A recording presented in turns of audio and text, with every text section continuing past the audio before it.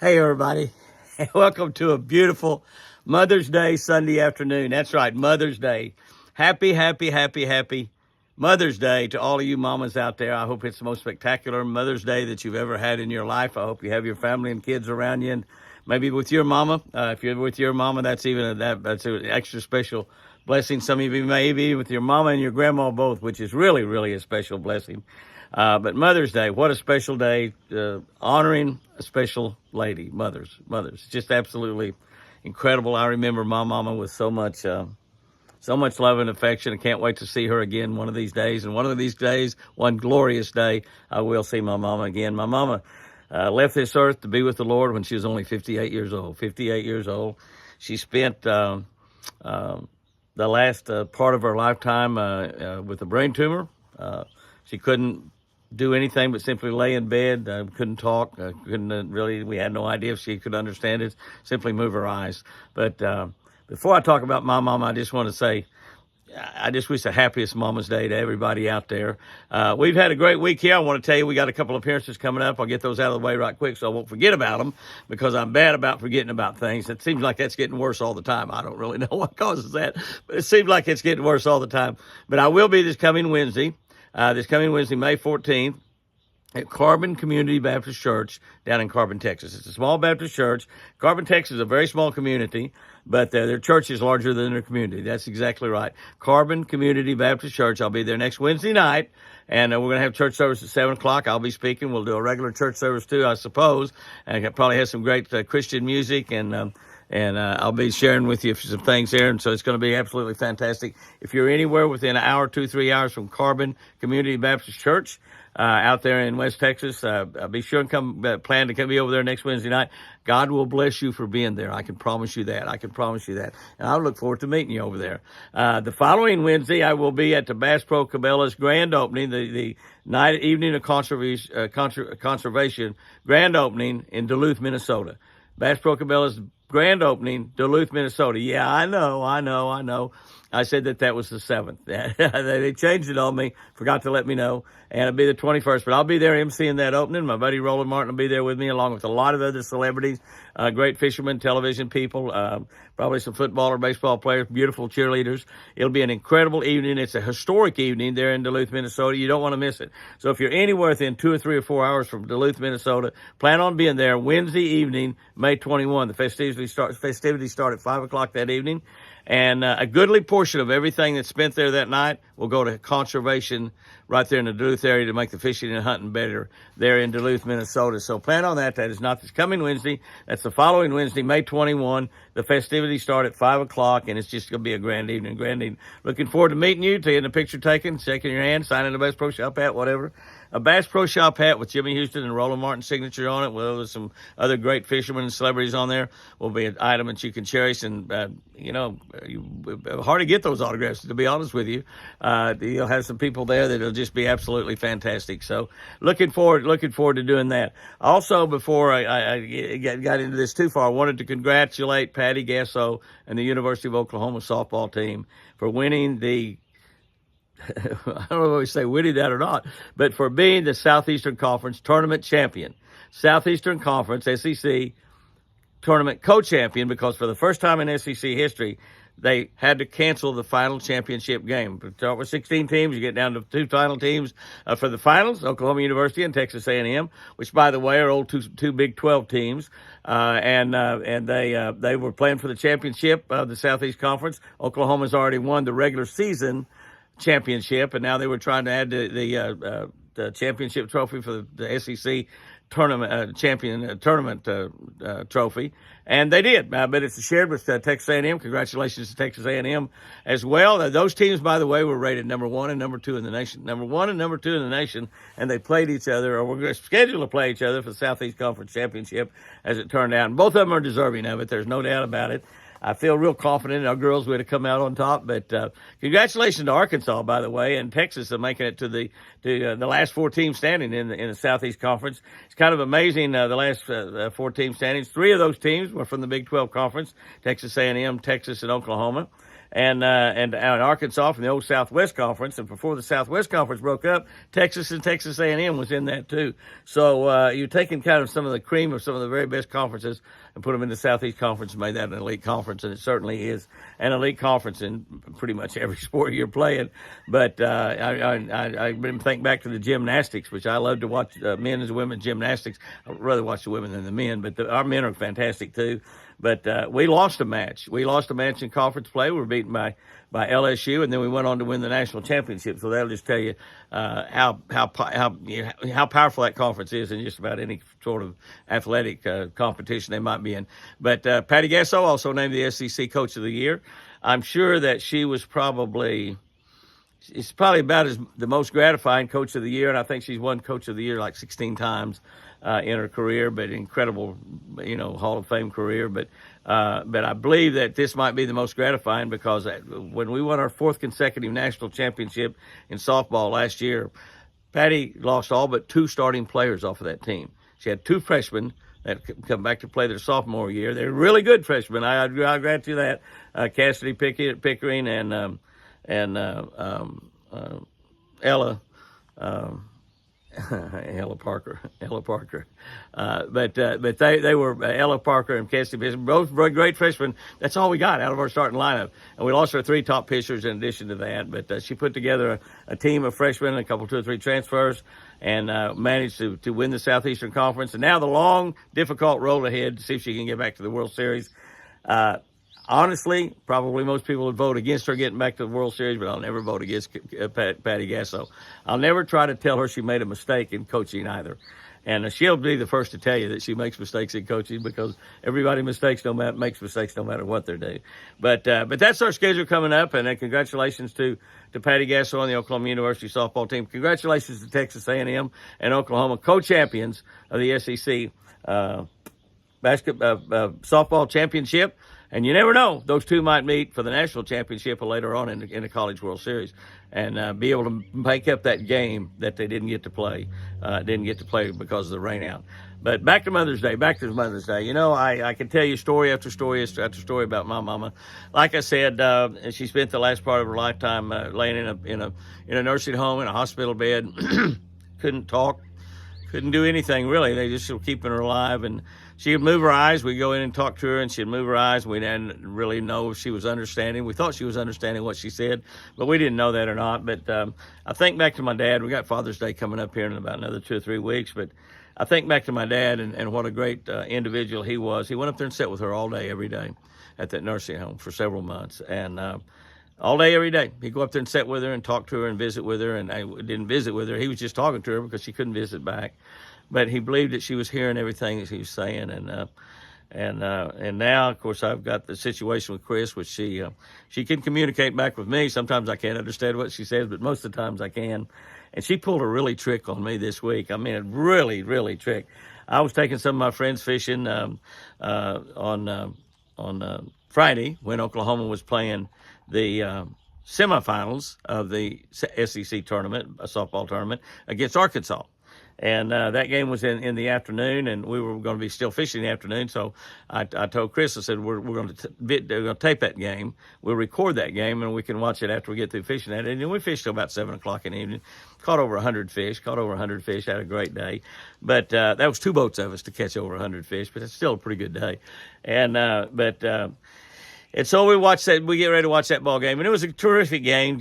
Arkansas jumps out to a 6-1 lead, and we finally just hit home run after home run after home run. I think they set a record for hitting 6 home runs in an SEC tournament game, most ever been hit. They kept hitting home runs, and we're about to catch up. They were behind. They were behind going into the final inning of the 7th inning. They were behind 11 to 8.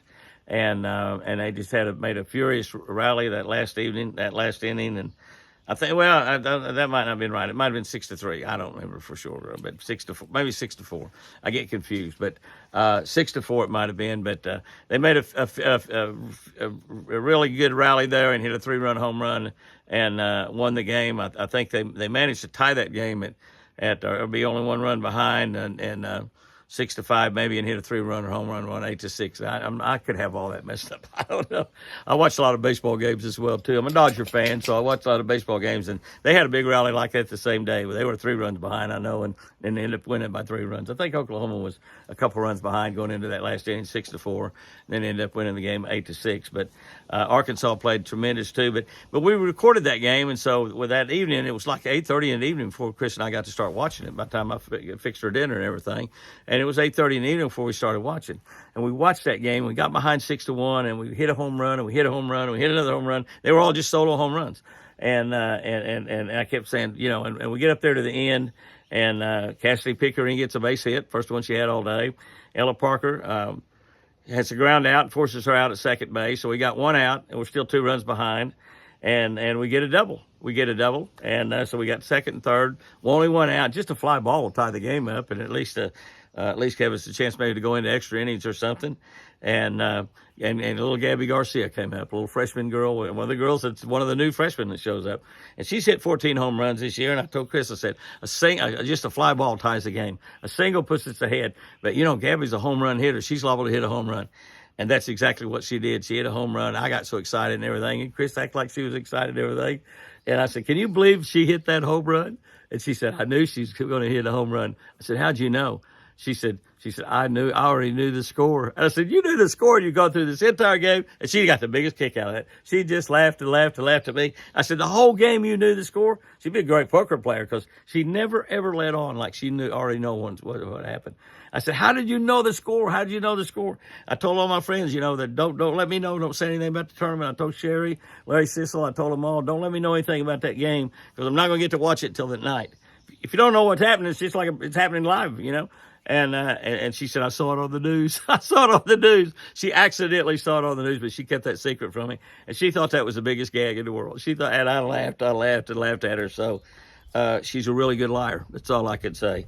And I don't know what she's been keeping from me the last 61 years, but whatever it is, I don't want to know it now. Whatever it is, I don't want to know it now. Whatever it is, I don't want to know it now. But anyway, that's just absolutely fantastic. But my dad did an amazing thing, and he was, he was a model to me in a lot of different ways. Smartest man I've ever known. Only had a seventh grade education, but wasn't the most educated, but smart. I mean, really, really smart. I never could get ahead of him in a thinking standpoint. And I thought many times, at 16, I was like the smartest guy in the world. But I never could get ahead of my dad. He was always one step ahead of me all the way. And but what he did with my mama, the end of her life there when she was in that nursing home, and I'd go up there and sit with her all day, every day. Go up there in the morning, sit all day. And I would go in there and visit, once or twice a week. But it modeled to me what a husband is supposed to really be like. It modeled to me what a man is really a man is.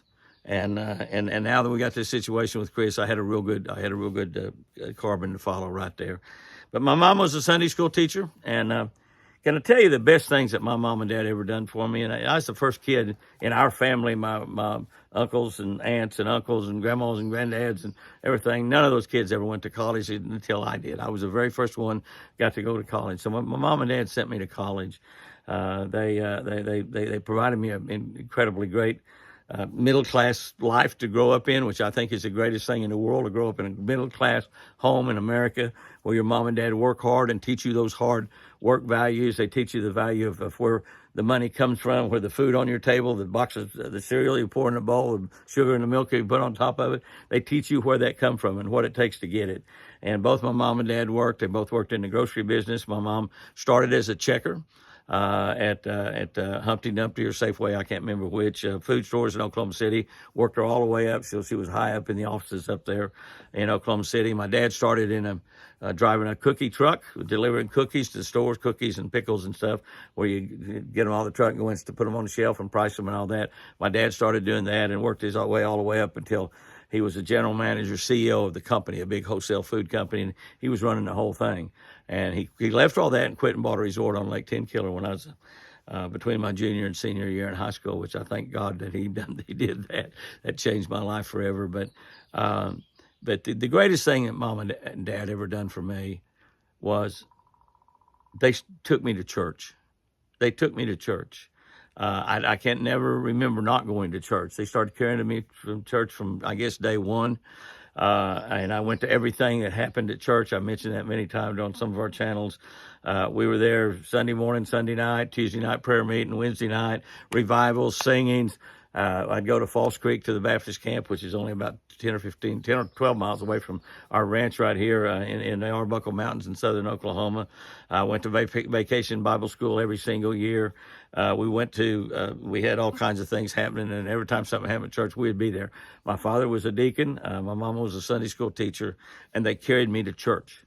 And let me tell you, and just want to talk to all of you mamas out there, and you daddies too, but since this is Mother's Day, all of you mamas, I know a mama wants to give her kids everything in the world she can. She gives them their first food right up from her own body, breast milk, and it's just, and they want to they want their child's life to be better than their life. And I don't know if they're that way all around the world, but that's the way America's people are raised, is we want our life to be better for our kids. And their parents felt that way about them, and their parents felt that way about them. And, for the most part, we've pretty much done that here in America. And America's getting ready to celebrate 250 years as a free democracy. We're getting ready to celebrate 250 years. And it's going to be a tremendous celebration when we do that. And that's coming up next year, I guess. And so America is made up by middle-class families. And the majority of those middle-class families carry their kids to church. And can I tell you that you can give your kids money, you can buy them candy bars and ice cream, you can send them to college, spend $100,000 and send them to college now. You can buy them pickup trucks and cars and just buy them houses, do everything in the world for them. And if you don't carry them to church, they don't have much of a chance to become great. They don't have much of a chance to have a happy, successful life. They don't have much of a chance to be a happy, successful mother or father themselves if you don't carry them to church, because the world's values are totally different than God's values.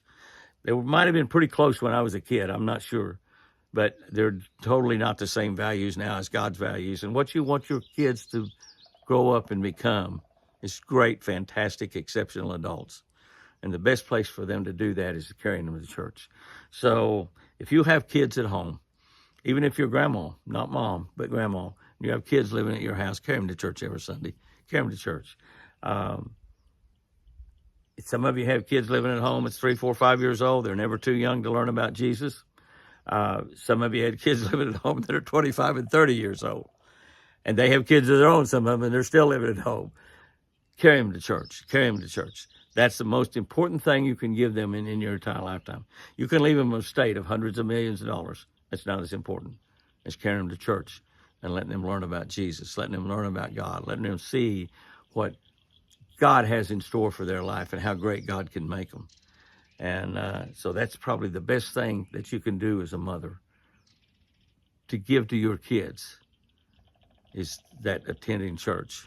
And I'm going to end this with just one little quick story about my mama, because this was real funny. Because, when I was a kid, I had these perfect attendance at Sunday school deals that I'd get every year. I got perfect attendance at Sunday school because my mom drove me to Sunday school every Sunday. Not really because of anything I did. I just had to show up because she brought me every Sunday. But I get these perfect attendance pins.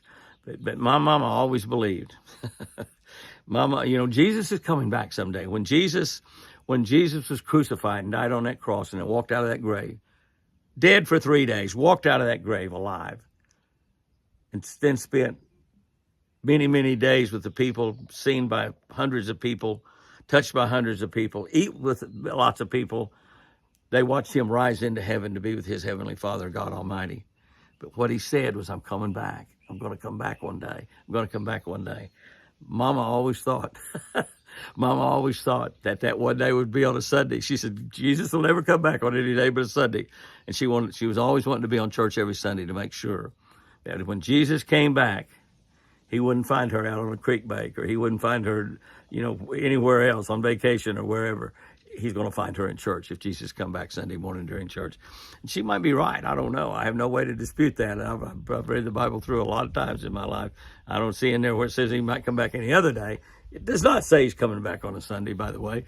But she always believed that. And that's a pretty good belief. That's a pretty good belief right there, because what more appropriate day for Jesus to come back than when most of his people are meeting together in his name to give him worship and praise and honor.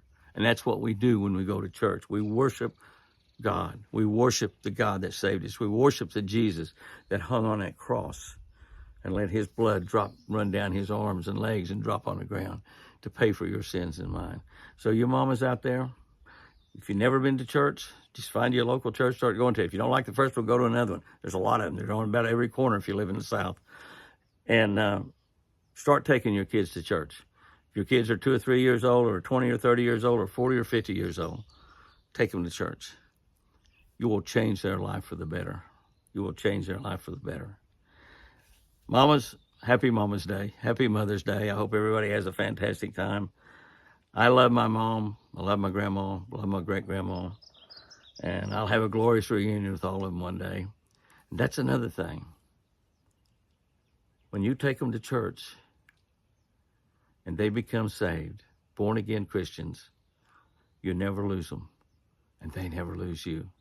They never lose you. My mom's been in heaven for quite a while now. Like I said, died at 58 years old. 58 years old. And that's a long time ago. She's been in heaven a long time. And I suppose she's probably looking at me right now and looking forward to the day when I show up to hug her around the neck. And can I tell you, she won't have a brain tumor. She won't be able to move, just her eyes. She'll be able to talk. She'll be able to hold me. She'll be able to smile. She'll be able to talk to me about all the things that she's been watching me do since she went to heaven. If there's any better reason to go to church and have Jesus Christ become Lord of your life, I don't know it. Happy Mother's Day. And remember, I sure do love you.